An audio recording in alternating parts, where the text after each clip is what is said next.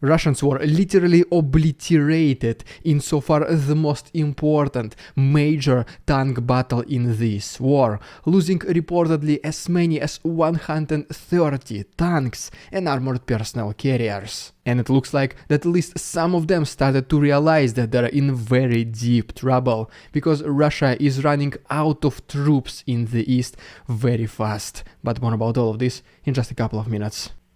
What's up, investors? It's the Russian dude. And let's go straight to the point and see some most recent footage. And our first video comes to us from one of Russian schools, where, believe it or not, Wagner representatives were visiting high school kids and kinda indirectly recruiting them. The guy in the video, he basically says that you young gentlemen are very perspective, our private military company is perspective as well, and we do need people like you. Just take a look at me. I used to be a prisoner, and now I am a well-respected, cool, strong guy who's defending the motherland. And in the very end, he kinda jokingly said, so get ready, and here are your applications. Next we have a picture from Iceland, where an American E-6B Mercury airplane, often referred to as the Judgment Day airplane, has landed in this country. This plane basically serves as the command point, the flying citadel for the US Navy, which communicates with the nuclear-carrying submarines. And the reason why it landed in Europe is basically the response to Russia leaving this nuclear treaty. And speaking about the planes, right here we have the satellite image of the Yeysk airfield located inside Russia, which yesterday there was some very loud noises coming from this airport and then there was a big fire, but Russians said that this was just a practice. But as you can see from these two satellite images, there are definitely these black markings, which is the 100% evidence that there was a fire. Then we have a picture of Serbian missiles for a Ukrainian multiple launch rocket system called Grad. And the two interesting facts about these missiles is that first of all, Serbia is allegedly not that much hostile towards Russia. In fact, some people even like Russia. And the second one is that the range of these missiles is up to 40 kilometers, which is very beneficial for Ukraine. Next we have a statement by the representative of the Russian Ministry of Foreign Affairs, Maria Zakharova, who claims that Kiev, Ukraine, is preparing a provocation in Transnistria with the use of radioactive materials. The government of Moldova pretty much immediately denied these statements, and I wish they said, stop it, get some help. And potentially, the reason why Zakharova made this statement is to drive the attention of the lack of any significant progress of Russians in the east and to try and once again escalate the situation in the western parts of Ukraine. And speaking a little bit more about ridiculous Russian propaganda, here, according to them, these tents with pieces of wood should resemble the tanks. And what they claim is that if you fly above them, they will be completely indistinguishable from the Russian military vehicles. And just let me know in the comments if you can tell the difference, and if you can, I guess, like this video and subscribe to my channel to show that you're way smarter than the Russian propaganda. You can also follow me on Instagram, because I started posting daily short content there as well. Alright, and before I talk about this humiliating defeat of the Russians in this major tank battle, let's briefly overview the situation in Ukraine, starting with the south. And first of all, according to Natalia Gumenyuk, Russia has released 5 of its ships carrying Kalibr missiles in the Black Sea area, which basically means in the near future we might expect another massive attack of Russians against Ukraine. Then we have a claim by Ukrainian sources, and what they say is that they were able to use a drone and destroy a Russian military base on the other side of Dnipro River. And then we have the statement of the Ministry of Defense of Russia, and you must already be prepared that this might not be completely true, but they say that they were able to intercept every single drone what Ukrainians were launching above Crimea. But according to the locals who actually live in these areas, they were able to report some loud noises coming from Yevpatoria and Saki. So I'll leave it up to you who you want to believe more. Then we have some even more reports about some explosion noises were heard in Yalta. But once again, the Russian propaganda was able to find a perfectly logical, according to them, explanation, and this was basically the fighter jets crossing the supersonic barrier. That is why there were these supersonic sounds.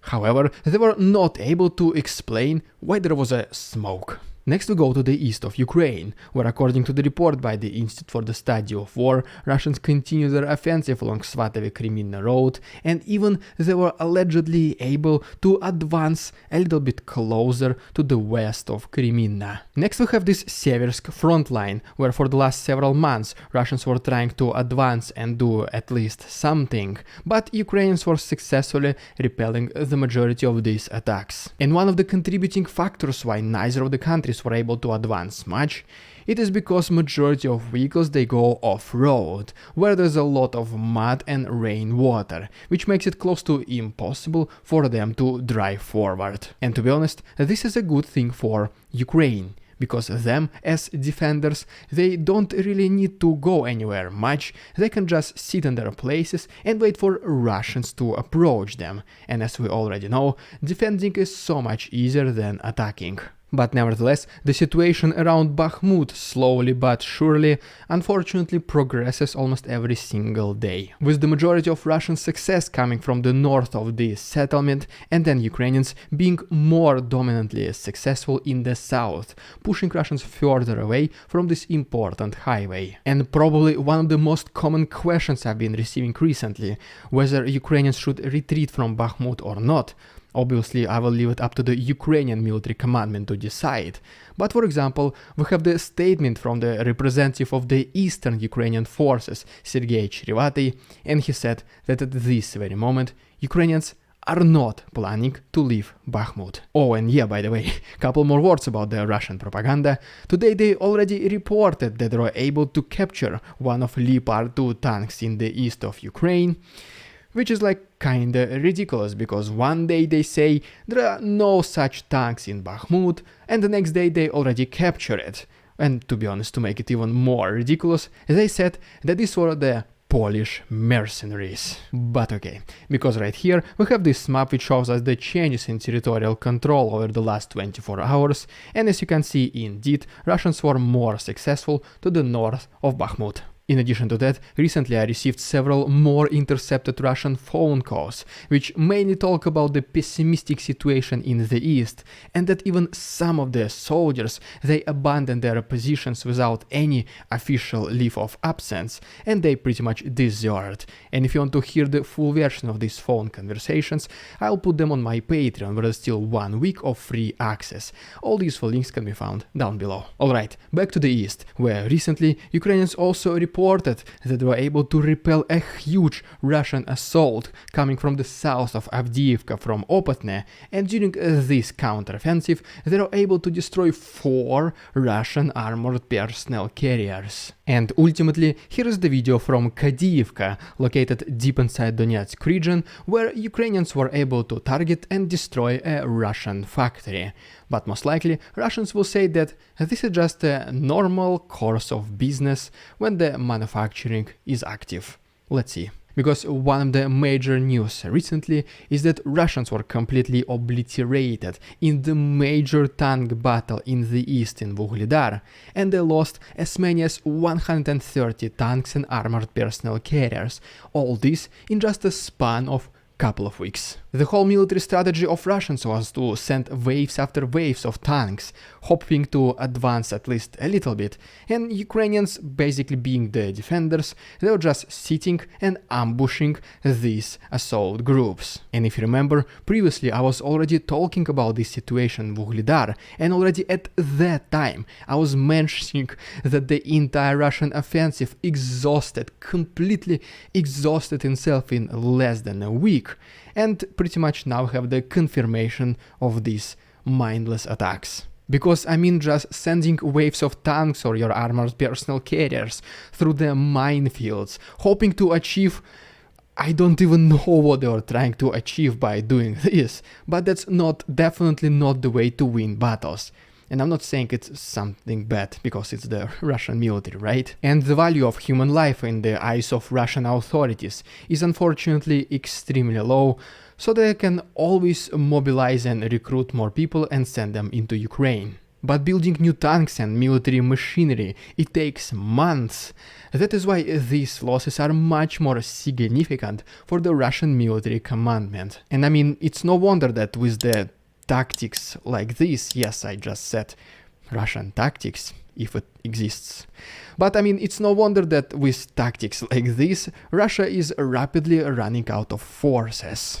Originally, this statement has been confirmed by the report by the Institute for the Study of War, which claimed that even though Russian offensive is underway in the east of Ukraine, they already do not have enough resources and reserves to maintain it long term. Which basically means that they kinda extend whatever they have left and at least keep it as it is, but there's definitely no even talking about increasing the intensity of the attacks. And then to make the situation even worse for the Russian army, we have these humiliating defeats whenever they lose hundreds of their military machinery and equipment. It has even been estimated that Russia might run out of troops by the end of May of this year. And then, what are Putin's options? Well, they're quite unpopular ones, which is to declare another mobilization. And I mean, just imagine, first of all you promised your people that this will be an easy war and we will crush Ukrainians in just couple of days, maximum couple of weeks. Then, half year later, you declare a partial mobilization of 300,000 people, and then you say, that's it, that's the last people we need, and now we're definitely winning. And then, several months later, you're saying, well, we kinda need more people, so can you please be recruited? During the initial declaration of the war, a lot of Russians have left the country. Then during the first partial mobilization, even more Russian men had fled Russia, and now whenever probably another mobilization is gonna be announced, hopefully not, but in case it does, pretty much at this point, a lot of other people will see the true nature of Putin. And so right now, he's in 100% dead-end situation, with not a single option being a good one. And it's not like it's not deserved.